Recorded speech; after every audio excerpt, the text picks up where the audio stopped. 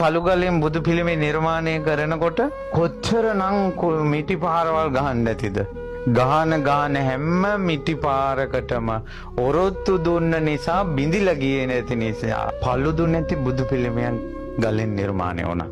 ඔය ගහන එක පිළිමයකදී හරි මේ නහය ගාවදින් හරි කැඩුනා නම් මේ අතේ ඇඟිල්ලක් හරි කැඩුනා නම් හැම කුළු ගෙඩි පහරකටම ඔරොත්තු දුන්න නිසා බුදුරුවන් මැවුණා. මැවුන බුදුරුවටද මිනිස්සු ඇන්දේ ගල කඩපු කෙනාටද? බුදුරුවටයි. ගහපු අයට වැන්දේ නෑ. ඔරොත්තු දුන්න කෙනාට වැන්දා. ඒ නිසා අප මහ බෝධිසත්වෝ තමන්ගේ තාත්තා අතපය කපද්දී ඒ කුළු ගෙඩි පහරටත් ඔරොත්තු දුන්නා.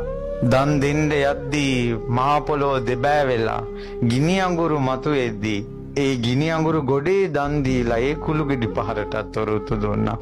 ඉල්ලලා දරුමාල්ලොත් ඉල්ලලා හැම දෙයක්ම ඉල්ලගෙන ඉද්දී හැම දෙයක්ම දිදී ඒ කුළු ගෙඩි පහරට ඔරොත්තු දුන්නා.